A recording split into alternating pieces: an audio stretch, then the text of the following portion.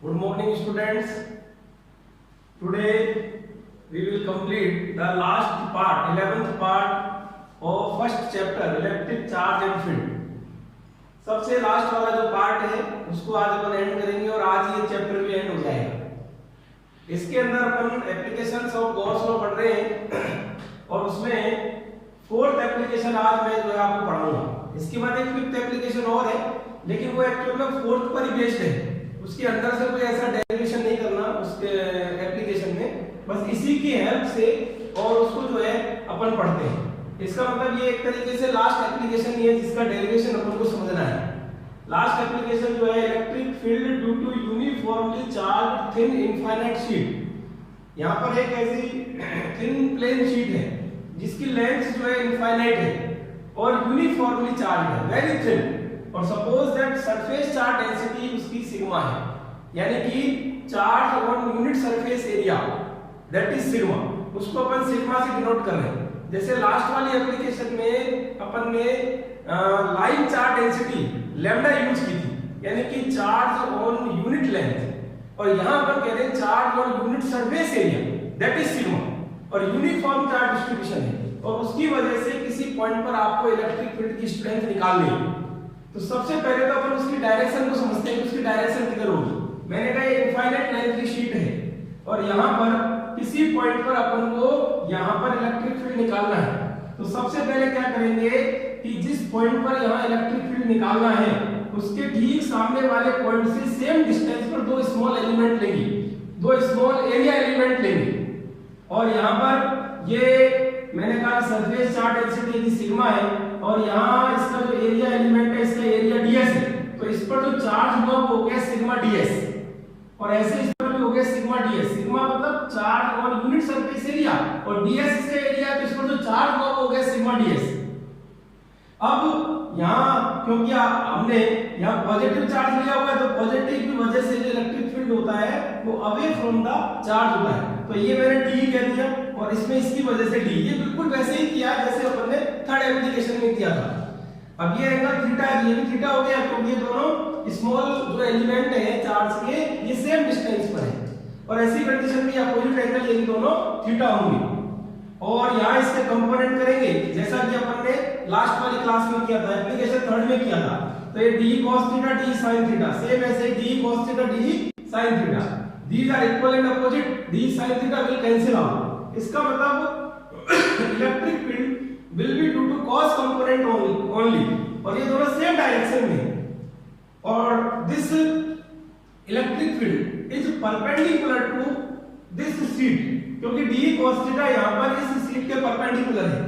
तो इसका मतलब है कि net electric field will be perpendicular to uniformly charge sheet of infinite length. ये बात आपको समझ में आ गई। इसके बाद यहाँ इसकी इलेक्ट्रिक फील्ड की कैलकुलेशन करते हैं, इसका जो मैग्नीट्यूड है उसकी कैलकुलेशन करते हैं, और उसके लिए अपन गॉस लॉ की हेल्प लेते हैं। अपन गॉस लॉ की एप्लीकेशंस पढ़ रहे हैं। गॉस लॉ की एप्लीकेशन में सबसे पहले अपन को एक गॉसियन सरफेस सेलेक्ट करनी होती है। यहाँ जो गॉसियन सरफेस होगी वो सिलेंड्रिकल होगी, जैसा कि थर्ड केस में भी सिलेंड्रिकल थी, तो ये भी एक सिलेंड्रिकल होगी, और ये इस टाइप के गॉसियन सरफेस यहाँ पर अपन ने सेलेक्ट की है।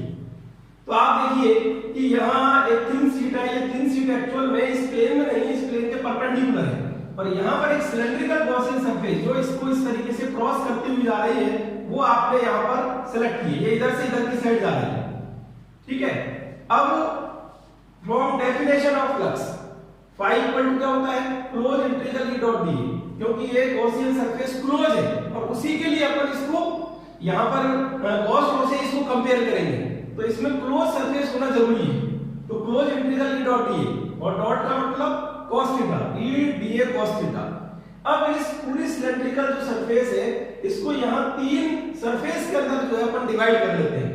दो तो सर्कुलर फेस हो गए या सर्कुलर सरफेस हो गई, और तीसरी हो गई कर्व से कर्व सरफेस, जैसा कि अपने थर्ड एप्लीकेशन में भी किया था।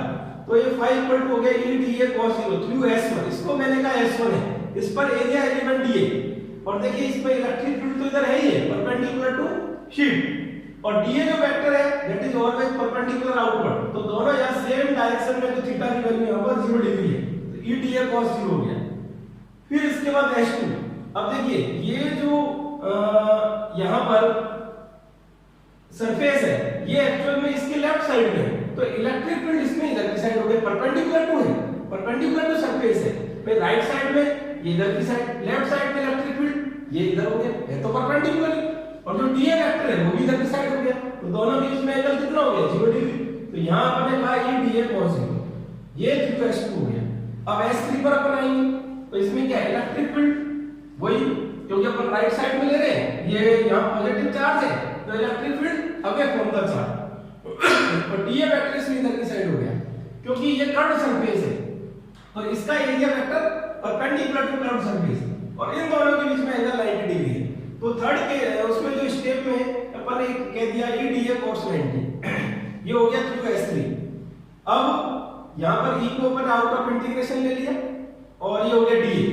ऐसे ही यहाँ पर क्योंकि e will be same at the same distance, तो e का वैल्यू सेम होने से इसको इंटीग्रेशन से बाहर ले सकते हैं, लेकिन ये वैल्यू 0 हो गई क्योंकि cos 90 0 होता है, और ये 0 होने के बाद ये हो गया मैंने कहा सपोज दैट ये जो सर्कुलर फेस है इसका कंप्लीट एरिया a है, तो ये भी सर्कुलर है, ये भी सर्कुलर है, दोनों का एरिया सेम हो गया e, तो टोटल हो गया 2e।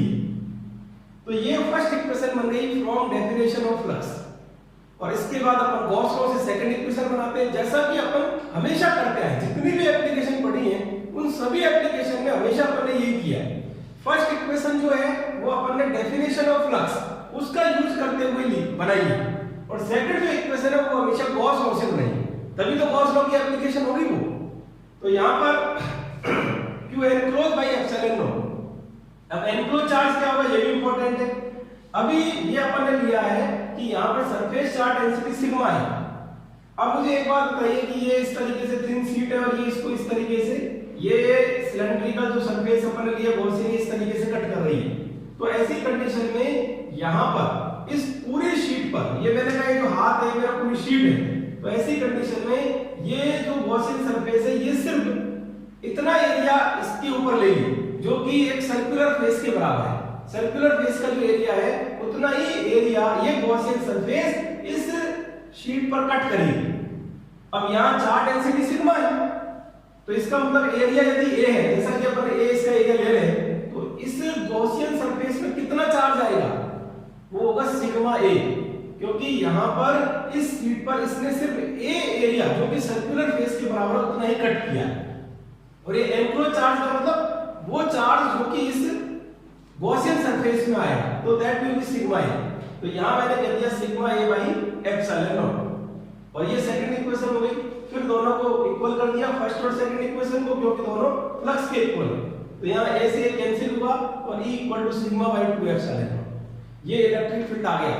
इसकी वजह से एक शीट जो कि वेरी थिन है और इनफाइनाइट लेंथ की शीट है, यूनिफॉर्मली चार्ज्ड है, सिग्मा बाय 2 एप्सिलॉन नॉट। इस रिलेशन में खास बात क्या है, ऐसा क्या है जो बहुत ही गौर करने वाली बात है। आप देखिए कि ये जो इलेक्ट्रिक फील्ड है ये डिस्टेंस पे r पे डिपेंड नहीं करता। अभी तक जितने भी अपन ने एप्लीकेशन पढ़ी, जितने भी फॉर्मूलाज ड्राइव किए, उन सभी के अंदर इलेक्ट्रिक फील्ड डिस्टेंस पे डिपेंड करता है, चाहे वो कंडक्टिंग सेल हो, चाहे वो यूनिफॉर्मली चार्ज स्फीयर, इसका मतलब नॉन कंडक्टिंग स्फीयर हो, चाहे वो इनफाइनाइट लाइन चार्ज डिस्ट्रीब्यूशन हो। इन तीनों एप्लीकेशन के अंदर इलेक्ट्रिक फील्ड स्मॉल r यानी डिस्टेंस पे डिपेंड करता है, लेकिन यहाँ पर ये इलेक्ट्रिक फील्ड डिस्टेंस पे डिपेंड नहीं करता। जब वेक्टर फॉर्म में लिखेंगे तो अपन ने n कैप का यूज किया है। n कैप यहाँ यूनिट वेक्टर है along the direction of electric field, लेकिन यहाँ r कैप नहीं लिखा। r कैप लिखते ही गलत हो जाएगा। इसका मतलब हो गया कि वो डिस्टेंस पे डिपेंड करता है, जबकि ये डिस्टेंस पे डिपेंड नहीं करता, इसलिए यहाँ r कैप के बजाय n कैप का यूज किया है। n कैप यहाँ यूनिट वेक्टर है in the direction of electric field, और यहाँ पर कह सकते हैं E प्रोपोर्शनल टू r की पावर 0, क्योंकि r पे डिपेंड नहीं करता।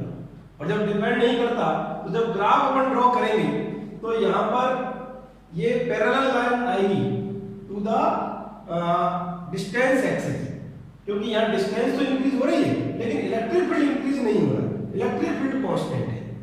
तो ये इंपॉर्टेंट डेरिवेशन है आपके एग्जाम के लिए, इसको भी आप थोड़ा सा ढंग से समझिए, और इसको दोबारा मतलब आप जो है वीडियो देख के इसको मान लो कहीं कोई डाउट है तो दोबारा उसको समझने की कोशिश कीजिए, तो ये इजी वे में समझ में आ जाएगा। बिल्कुल सिंपल डेरिवेशन इसका है। इसके बाद इसकी एप्लीकेशन 5 आती है। एक्चुअल में एप्लीकेशन 5 के अंदर कोई बहुत बड़ा डेरिवेशन नहीं करना, बस इसी कंसेप्ट को यूज करते हुए और आपको जो है यहाँ पर इलेक्ट्रिक फील्ड की कैलकुलेशन करनी है। तो देखिए किस तरीके से अपन करेंगे, क्या है एप्लीकेशन 5, ये मैं अभी आपको क्लियर करता हूं।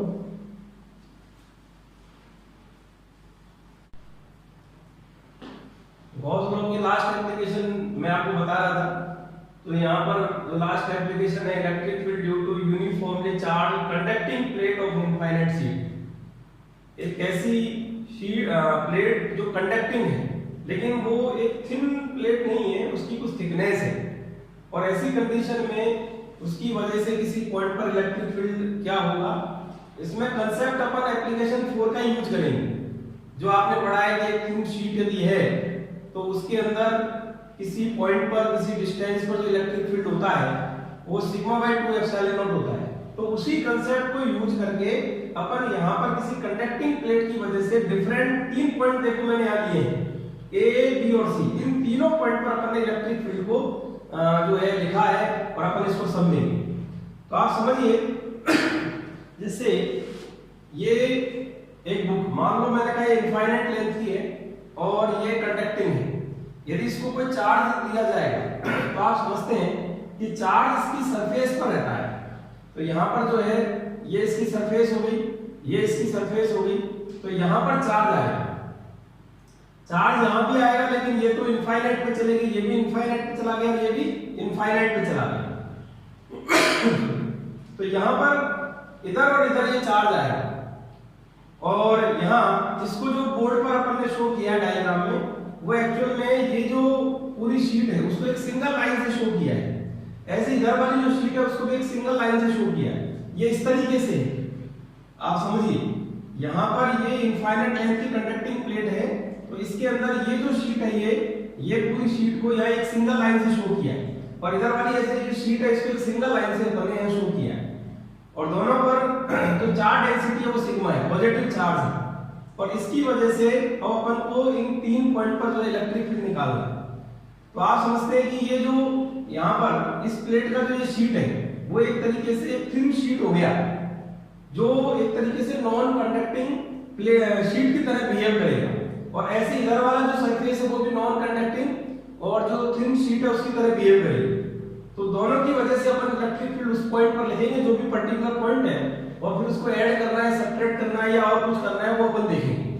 तो यहाँ पर देखिए, इसमें एक पॉइंट पर अपन बात करें तो एक पॉइंट पर ये जो शीट है इधर वाली और इधर वाली जो शीट है, इस पर इस प्लेट की वजह से सॉरी इस शीट की वजह से, या यूं कहें कि इस सरफेस की वजह से electric field sigma by 2 epsilon not, positive charge है अवे फ्रॉम द चार्ज। इस पर भी पॉजिटिव चार्ज है तो इस पर भी अवे फ्रॉम द चार्ज, और ये डिस्टेंस पर डिपेंड करता नहीं, हालांकि कुछ थिकनेस है इसकी, लेकिन अभी अपन ने लास्ट एप्लीकेशन में समझा कि यहाँ पर ये इलेक्ट्रिक फील्ड डिस्टेंस पर डिपेंड नहीं करता।